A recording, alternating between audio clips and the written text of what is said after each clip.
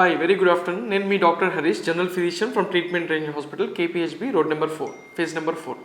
So today the topic of discussion is post viral fatigue syndrome. అంటే ఈ మధ్య కాలంలో అంటే ఇది వర్షాకాలం కనుక మనకి చాలామందికి ఈ కోల్డ్ అని, ఈ చికెన్ గున్యా ఫీవర్ అని, డెంగ్యూ ఫీవర్ అని చెప్పేసి చాలామందికి డయాగ్నోస్ అవుతుంది. ఈ టాపిక్ ఇప్పుడు మనం మాట్లాడుకునే టాపిక్ వీటికి కొంతవరకు రిలేటెడ్ అండి.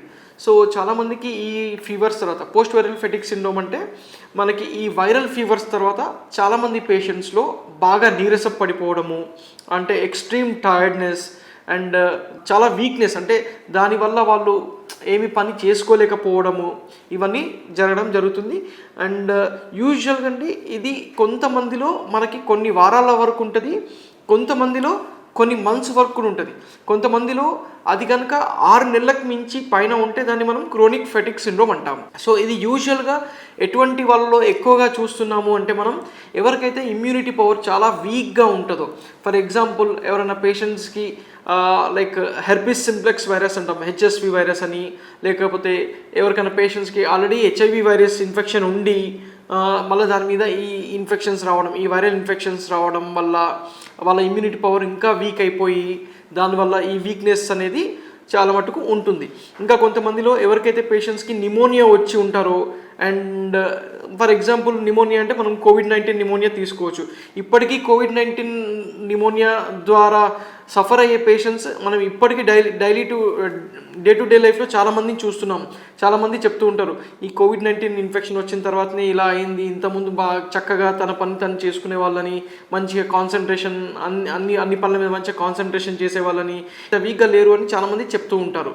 మనం వింటూనే ఉంటాం డే టు డే డైలీ లైఫ్లో. అండ్ హెర్పిస్ సింప్లెక్స్ వైరస్ అని చెప్పేసాను.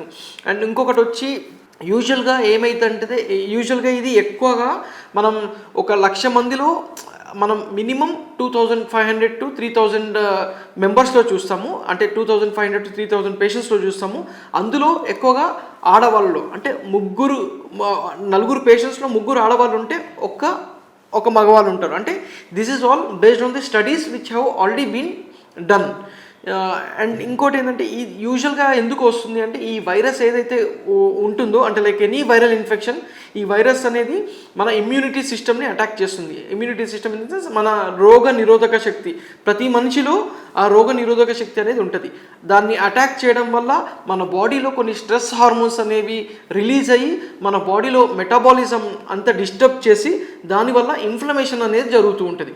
ఈ ఇన్ఫ్లమేషన్ జరగడం వల్ల చాలామంది పేషెంట్స్కి ఈ సిమ్టమ్స్ అనేవి వస్తున్నాయి.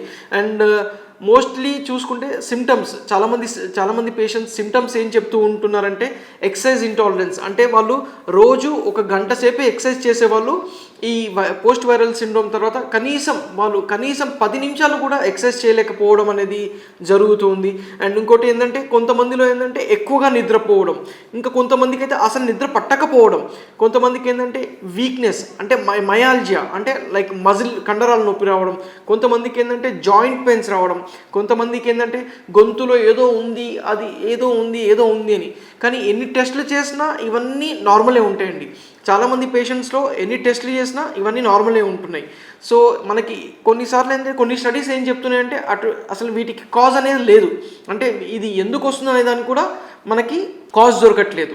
ఇది ఎక్కువగా అంటే లైక్ ఇమ్యూనిటీ పవర్ వీక్ ఉన్న పేషెంట్స్, లైక్ డయాబెటీస్ కానీ, ఆల్రెడీ టీబీ పేషెంట్స్ ఉండి వాళ్ళకి ఈ వైరల్ ఇన్ఫెక్షన్స్ ఇంకా అటాక్ అవ్వడం వల్ల కానీ, లేకపోతే HIV వైరస్ అని చెప్పాను ఇందాక, ఇంకొన్ని ఆటో ఇమ్యూన్ ఇన్ఫెక్షన్స్ అంటాం. ఆటో ఇమ్యూన్ ఇన్ఫెక్షన్స్ అంటే మనకు ఆల్రెడీ కొంతమందిలో రుమటైడ్ ఆర్థరైటిస్ అంటాము, కొంతమందిలో సిస్టమిక్ లూపస్ ఎరిథమాటోసిస్ SLE, అటువంటి auto immune infections. Auto immune infections అంటే ఏం లేదండి, మన బాడీలో ఉన్న ఇమ్యూనిటీ పవరే, మన బాడీలో ఉన్న ఇమ్యూన్ సిస్టమే మన బాడీని అటాక్ చేయడం, దాన్ని ఆటో ఇమ్యూన్ అంటాము.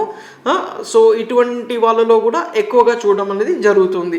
సో దీనికి మనం చేయాల్సిన, అంటే దీనికి ట్రీట్మెంట్ అంటూ కొన్ని స్టడీస్ ప్రకారం అయితే ఏమీ లేదు. కొన్ని స్టడీస్ ప్రకారం అయితే మెల్లమెల్లగా మన ఆ వైరస్ ఏదైతే మనల్ని అటాక్ చేస్తుందో మన బాడీలో నుంచి బయటికి వెళ్ళినాక అది తగ్గిపోవడం అనేది జరుగుతూ ఉంటుంది. కానీ దీని నుంచి మనం కొంతవరకు కొంతవరకు తగ్గించుకోవాలి అంటే మనం లైఫ్ స్టైల్ చేంజెస్ అనేది చేసుకోవాలండి. లైఫ్ స్టైల్ మోడిఫికేషన్స్ అంటాం దీన్నే. అంటే మినిమం 7 to 9 hours స్లీప్ ఉండాలి.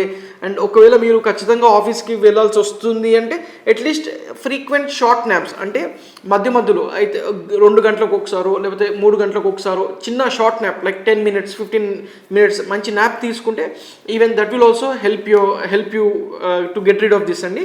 And also you have to conserve your energy and drink plenty of waters and nutrient supplements కానీ లేకపోతే మీ దగ్గరలో ఉన్న మీ డాక్టర్ని కలిసి న్యూట్రియంట్ సప్లిమెంట్స్ కానీ వైటమిన్స్ కానీ ఇస్తూ ఉంటారు.